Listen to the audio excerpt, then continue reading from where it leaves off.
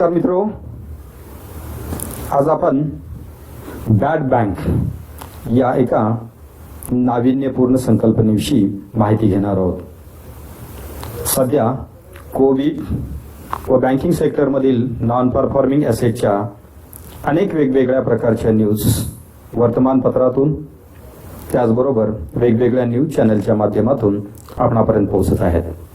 तथापि सध्या एका नवीन संकल्पनेविषयी या सर्व मीडियाच्या माध्यमातून मोठ्या प्रमाणात चर्चा केली जाते आहे आणि ती म्हणजे बॅड बँक. असे म्हटले जाते की भारताला आज बॅड बँकेची गरज आहे. किंबहुना इंडियन बँक असोसिएशन म्हणजेच IBA तशा प्रकारचा प्रस्ताव हा रिझर्व्ह बँक ऑफ इंडिया व भारत सरकारकडे सादर केलेला आहे आणि त्यामुळे या बॅड बँकेविषयी खूप मोठ्या प्रमाणात चर्चा आज होत आहे. तथापि या संकल्पनेविषयी अनेक वेगवेगळ्या प्रकारच्या संदिग्धता व त्याबाबतचे प्रश्नचिन्ह निश्चितपणे आपल्या मनामध्ये असतीलच. याकरिताच आज आपण या एका नव्या विषयावरती चर्चा करणार आहोत. मित्रो, बँकिंग सेक्टरमध्ये चांगल्या बँका किंवा गुड परफॉर्मन्स करणाऱ्या बँका, बेटर बँकिंग सिस्टम यासारखे शब्द आपणास ऐकायची सवय आहे. मात्र bad bank, bad financial institutions अशा प्रकारची नवीन कल्पना किंवा वेगळ्या प्रकारची संकल्पना आपल्या पचनी पडणे सहज शक्य नसते आणि म्हणूनच ही संकल्पना नेमकी काय आहे, याची आवश्यकता काय आहे, कितपत ही संकल्पना भारतामध्ये कार्यरत होऊ शकेल किंवा तिचे काय फायदे होऊ शकतील, त्यामध्ये असणाऱ्या अनेक वेगवेगळ्या समस्या नेमक्या कोणत्या आहेत, त्याचबरोबर या संदर्भातली वेगवेगळ्या प्रकारची पार्श्वभूमी याचा आपण आज या ठिकाणी अभ्यास करणार आहोत. मित्रो, बॅड बँक ही कन्सेप्ट निर्माण होण्यापाठीमागे जे महत्वाची पार्श्वभूमी किंवा त्याचं जे बॅकग्राऊंड आहे ते जर आपण पाहिलं तर बँकिंग सेक्टरमध्ये निर्माण होणाऱ्या NPA ची समस्या म्हणजेच नॉन परफॉर्मिंग ॲसेट्स की ज्याला आपण थकबाकीमधील कर्जे किंवा अनिष्पादित मालमत्ता असे आपण म्हणतो. भारतामधील राष्ट्रीयकृत बँकाच नव्हे तर खाजगी क्षेत्रातील बँका, त्याचबरोबर स्मॉल फायनान्स बँका आणि सहकारी बँका व पतसंस्थांच्या मध्ये देखील हा प्रश्न किंवा ही समस्या खूप मोठ्या प्रमाणात आहे. याच्या जोडीलाच आणखीन एक महत्वाची समस्या जी अलीकडील कालावधीमध्ये खूप मोठ्या प्रमाणात वाढत आहे ते म्हणजे विलफुल डिफॉल्टर. विलफुल डिफॉल्टर्स म्हणजे अशा व्यक्ती किंवा संस्था की ज्यांची बँकांचे कर्ज परतफेड करण्याची क्षमता असते परंतु कर्जाची परतफेड करण्याची इच्छा नसते. म्हणजेच विलिंगली जे लोक डिफॉल्टर झालेले असतात की त्यांना विलफुल डिफॉल्टर असे म्हटले जाते, की ज्यामध्ये चोक्सी असेल, नीरव मोदी असेल, त्याचबरोबर विजय मल्ल्या असेल, अशा अनेक वेगवेगळ्या विलफुल डिफॉल्टरचा विचार आपल्याला त्यामध्ये करता येईल की ज्यांची कर्जाची परतफेड करण्याची क्षमता असून देखील ते बँकांचे कर्जे परतफेड करत नाहीयेत. तर अशा या दोन महत्वाच्या समस्यांच्यामुळे देशातील नव्हे तर भारतामधील देखील बँकांना अशा प्रकारच्या एका वैशिष्ट्यपूर्ण संकल्पनेचा विचार करण्याची गरज निर्माण झालेली आहे. अर्थात बॅड बँक ही एक अशी फायनान्शियल इन्स्टिट्यूट किंवा कंपनी असते की जी बँका व वित्तीय संस्थांच्याकडची बॅड लोन्स किंवा नॉन परफॉर्मिंग ॲसेट्स या खरेदी करत असतात आणि ही खरेदी प्रामुख्याने डिस्काउंटेड रेटला असते. म्हणजेच बॅड बँक ही अशी एक वसुली करणारी संस्था असते की जी संस्था बँकांच्याकडील थकबाकीमधील कर्जे विकत घेते किंवा बँकांच्या अनिष्पादित मालमत्ता खरेदी करते व ते खरेदी करण्यासाठी त्याच्या बुक व्हॅल्यूपेक्षा कमी किमतीला ती खरेदी करून दरम्यानच्या काळात वसुलीचे कार्य करत असते. उदाहरणार्थ, एखाद्या बँकेची बॅड लोन्स 500 कोटी रुपयाची असल्यास अशी बॅड लोन्स संबंधित बॅड बँक ही 200 कोटी रुपयाला खरेदी करते व 200 कोटी रुपये संबंधित बँकेला देत असते. त्यानंतर मिळालेल्या अधिकारानुसार बॅड बँक या 500 कोटी रुपयाच्या कर्जांची वसुली करण्याचा प्रयत्न करते. या प्रयत्नामधून बॅड बँकेस 400 कोटी रुपये वसुली करता आली तर 200 कोटी रुपये हा या बॅड बँकेचा फायदा असतो. तथापि यामध्ये ज्या बँकांनी कर्जाची वसुलीची अपेक्षा सोडलेली असते अशा बँकेला ही कर्ज वसुली शक्य नसल्यामुळे संपूर्ण 500 कोटी रुपये इतकी रक्कम बुडीत जाण्याऐवजी 200 कोटी रुपये वसूल होतात. हाच काय तो या बॅड बँकेच्या सिस्टम मधील फायदा असतो. अर्थात हा फायदा किंवा तोटा किती असेल हे त्या सिच्युएशन नुसार व निगोशिएशन कॅपॅसिटीवरती हा अवलंबून असतो.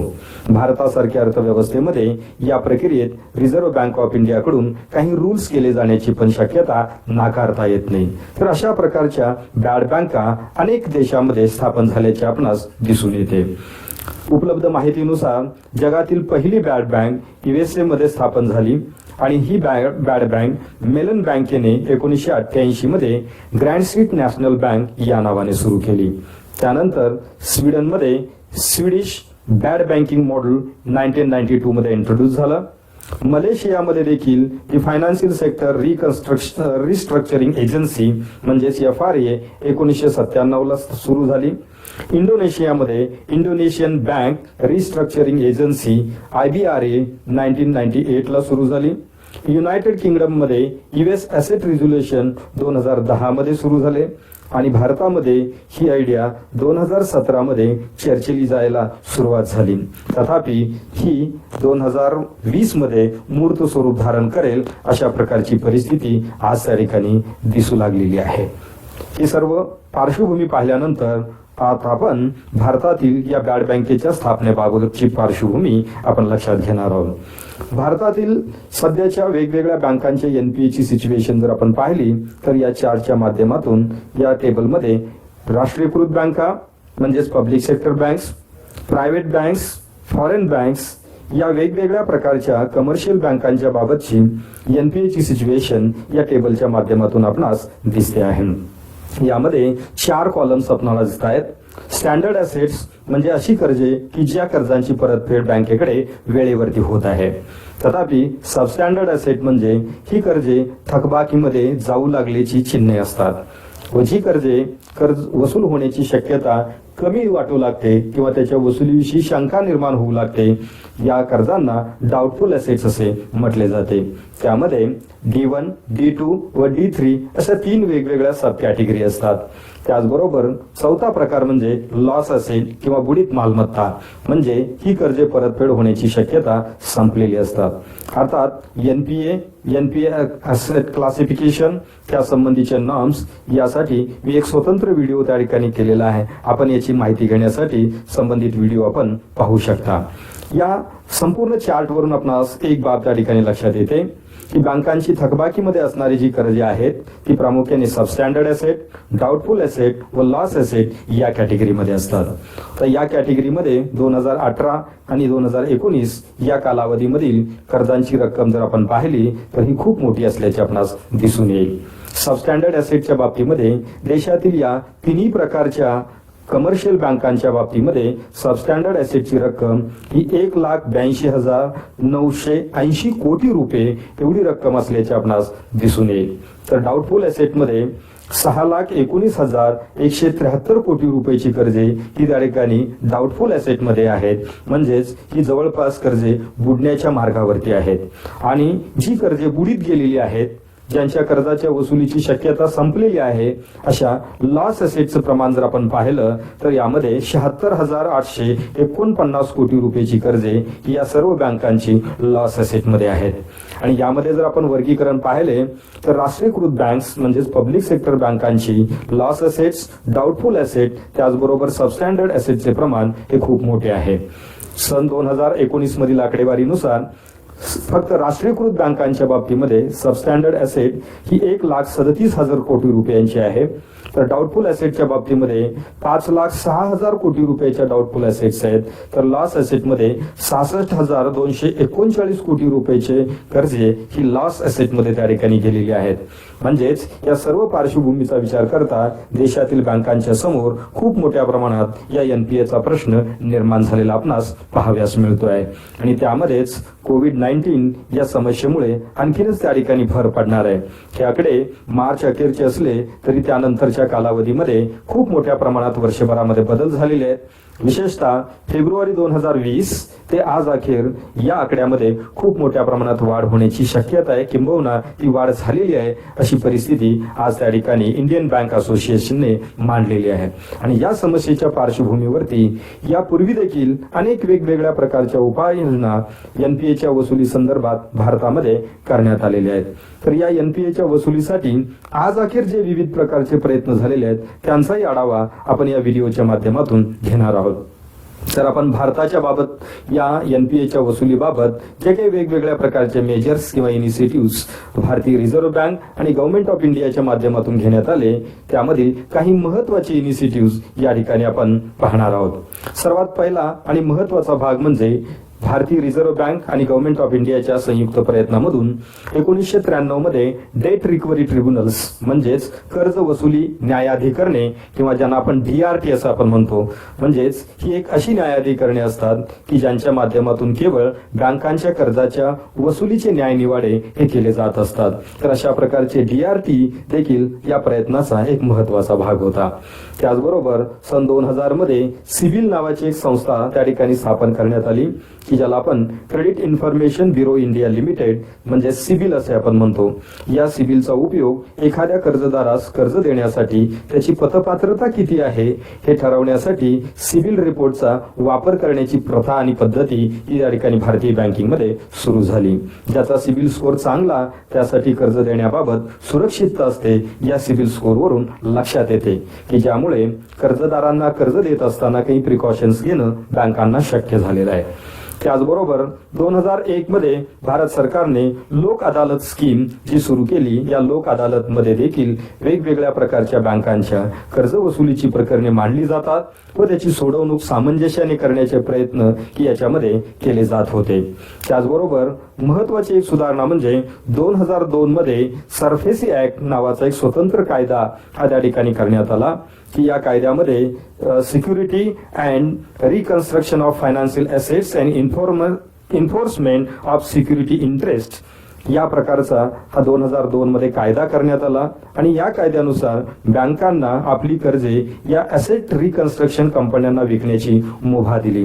अशा अनेक वेगवेगळ्या प्रकारच्या असेट रिकन्स्ट्रक्शन कंपन्या म्हणजेच बँकांची कर्जे खरेदी करून त्याची वसुली करण्याची प्रक्रिया करणाऱ्या या कंपन्या 2002 पासूनच भारतात अस्तित्वात आलेल्या आहेत. खऱ्या अर्थाने भारतामध्ये बॅड बँकेची स्थापना करण्याची पायाभरणी या कायद्याने सुरू झाल्याची आहे असे आपण त्या ठिकाणी निश्चितपणे म्हणू शकतो. तथापि या असेट रिकन्स्ट्रक्शन कंपन्या या खाजगी क्षेत्रामधल्या कंपन्या असल्यामुळे की त्या ठिकाणी अनेक वेगवेगळ्या प्रकारच्या समस्या देखील त्याच्या बाबतीमध्ये निर्माण झालेल्या आहेत किंवा यापूर्वी आपण त्या ठिकाणी त्याच्यावरती चर्चा ही केलेली आहे.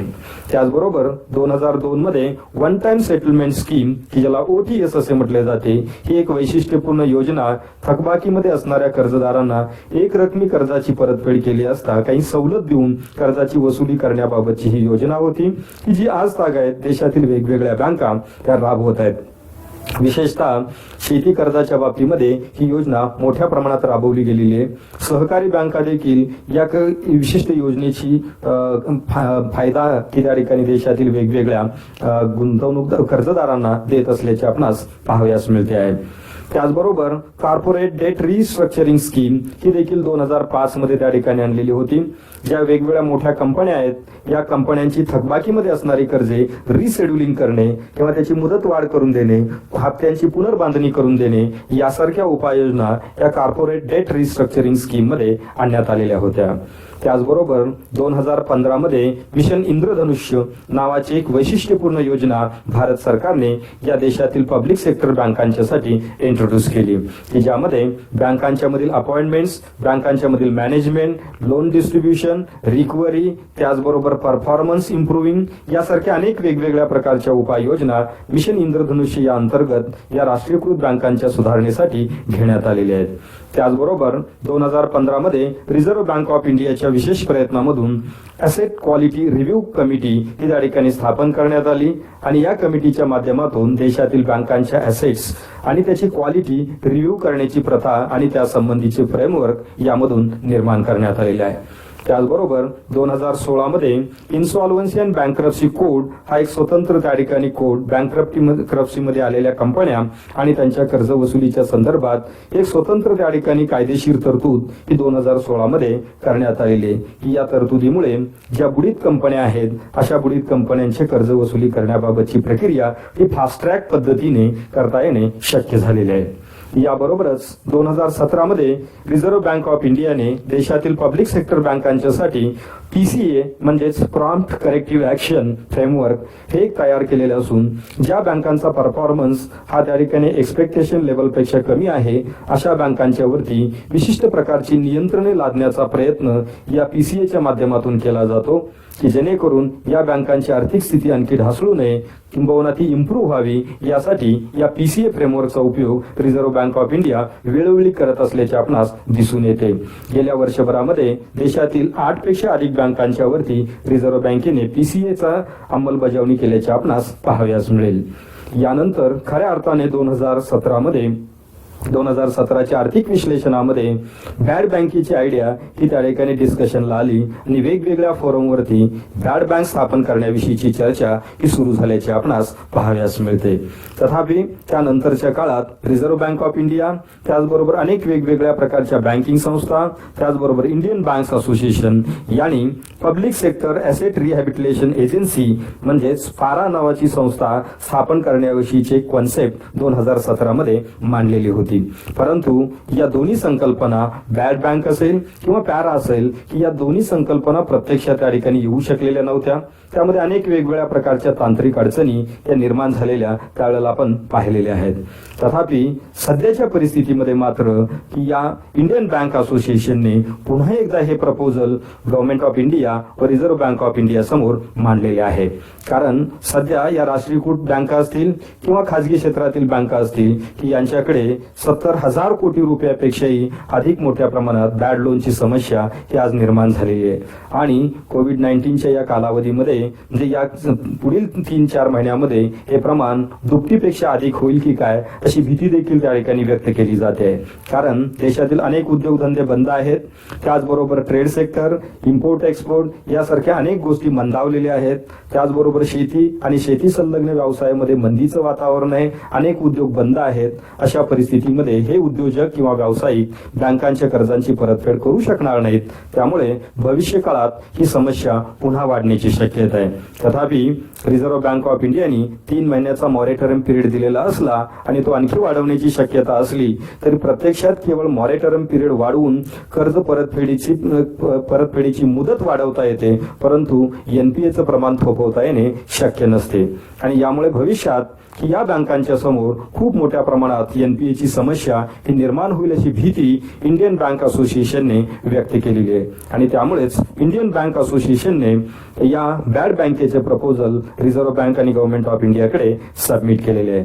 त्यांच्या मतानुसार की अशा बँकेची स्थापना करण्यासाठी साधारणपणे 10,000 कोटी रुपयाच्या इनिशियल भांडवलाची गरज असेल की जे भांडवल भारत सरकारने उपलब्ध करून द्यावे अशा प्रकारची शिफारस देखील त्यामध्ये करण्यात आलेली आहे. तथापि या बॅड बँकेची ॲसेट रिकन्स्ट्रक्शन कंपनी असेल आणि ही ॲसेट रिकन्स्ट्रक्शन कंपनी ही भारत सरकारच्या मालकीची असावी अशी बाब त्याच्यामध्ये नमूद करण्यात आलेली आहे. तथापि या बँकेच्या ॲसेट्स मॅनेज करण्यासाठी जी ॲसेट मॅनेजमेंट कंपनी स्थापन केली जाईल ती एक प्रोफेशनल बॉडी असेल की ज्यामध्ये प्रोफेशनल एक्सपर्ट्स असतील की जे public sector banks, private sector banks त्याचबरोबर भारतातील SIDBI, NABARD, Exim bank, national housing bank यासारख्या ऑल इंडिया फायनान्शियल इन्स्टिट्यूशन्स मधले एक्सपर्ट देखील त्यामध्ये समाविष्ट असतील अशा प्रकारचा ढाचा किंवा संरचना ही त्यांनी याच्यामध्ये सबमिट केलेला आहे.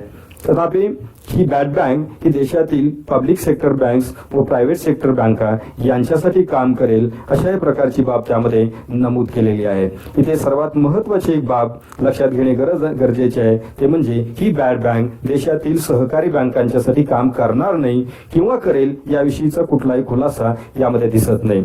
परंतु प्रथमदर्शनी ही बॅड बँक ही केवळ देशातील पब्लिक सेक्टर बँक व प्रायव्हेट सेक्टर बँकांच्यासाठीच असेल अशा प्रकारची परिस्थिती आज तरी दिसत आहे.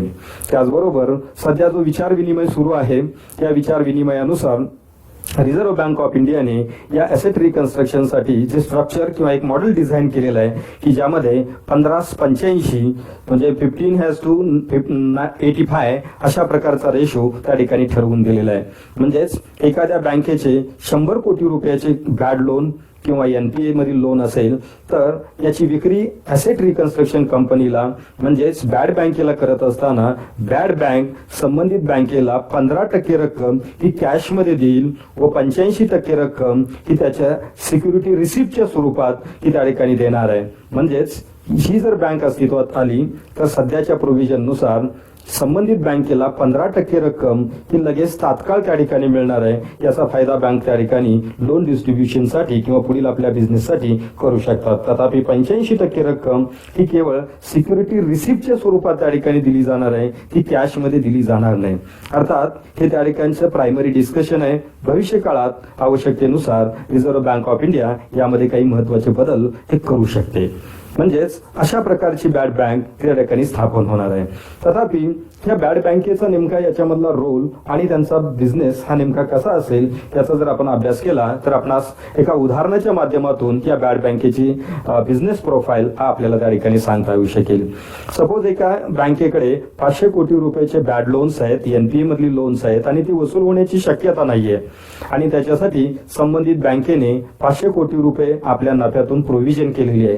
तर अशा परिस्थितीमध्ये ही संबंधित बँक आपल्याकडील 500 कोटी रुपयाची थकबाकीतील कर्जे बॅड बँकेला विकेल आणि बॅड बँक ही लोन्स डिस्काउंटेड रेटला त्या ठिकाणी खरेदी करेल.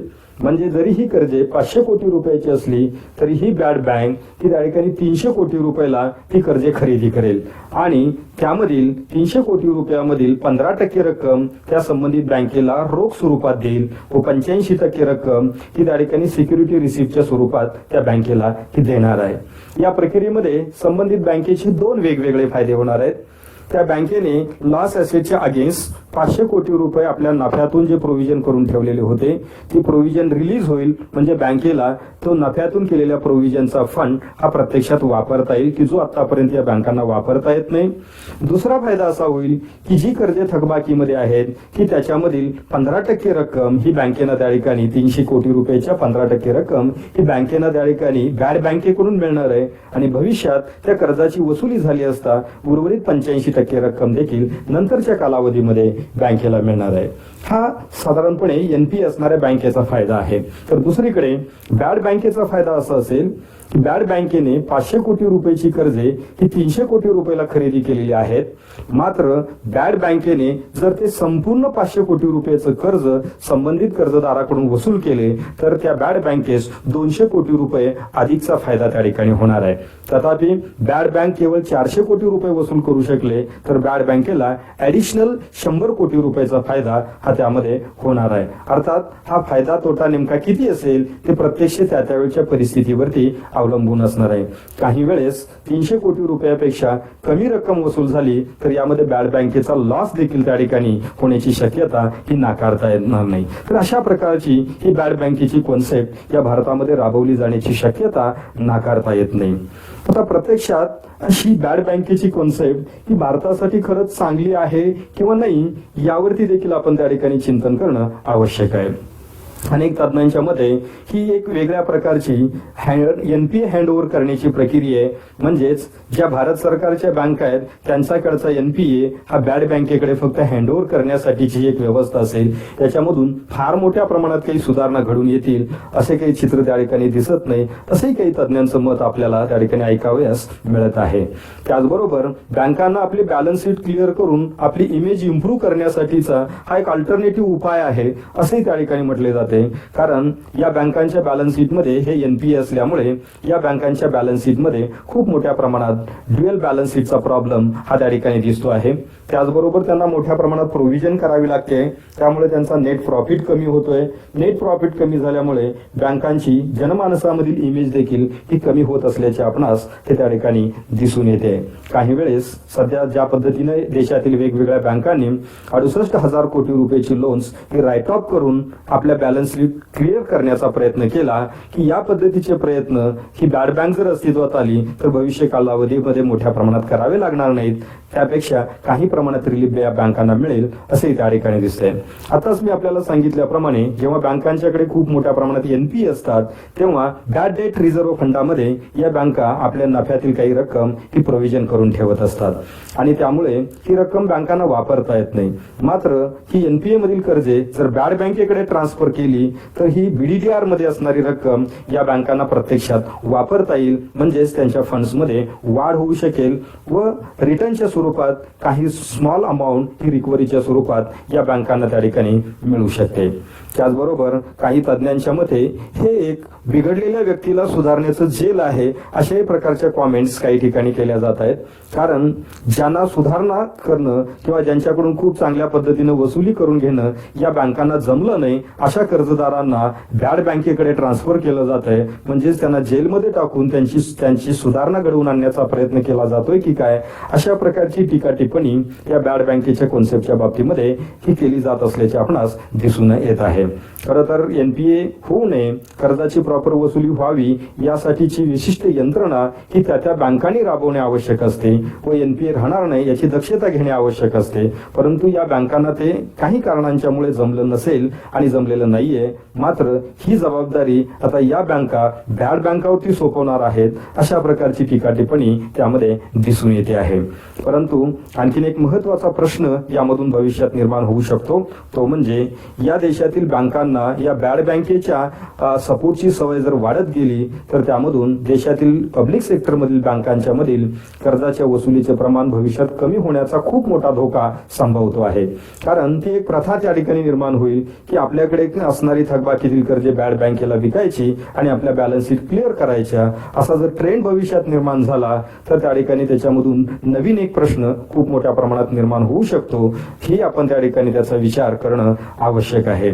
त्याचबरोबर आता मी आपणास सांगितल्याप्रमाणे या बॅड बँकेची ऍक्च्युअल कॉन्सेप्ट ही पेपरवरती अत्यंत खूप चांगली आहे, परंतु प्रत्यक्षात रियालिटीमध्ये याचं इम्प्लिमेंटेशन किती कार्यक्षमतेने होणार, त्याच्यावरती किती चांगली प्रिव्ह्यू यंत्रणा किंवा देखरेख यंत्रणा काम करेल यावरती या संकल्पनेचं यश हे अवलंबून आहे.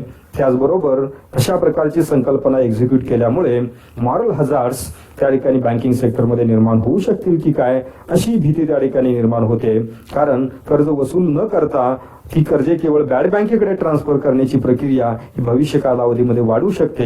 हा एक मॉरल हजार्ड भविष्यामध्ये मोठ्या प्रमाणात धोका निर्माण होऊ शकतो. जे काम बँकांनी स्वतः करणं गरजेचं आहे ती जबाबदारी बँका इतर या बॅड बँकेसारख्या या ॲसेट रिकन्स्ट्रक्शन कंपन्यांच्याकडे हँडओव्हर करण्याची एक विशिष्ट प्रकारची परंपराच भविष्यात निर्माण होईल. हाही धोका मित्रांनो आपण विचारात घेणं आवश्यक आहे.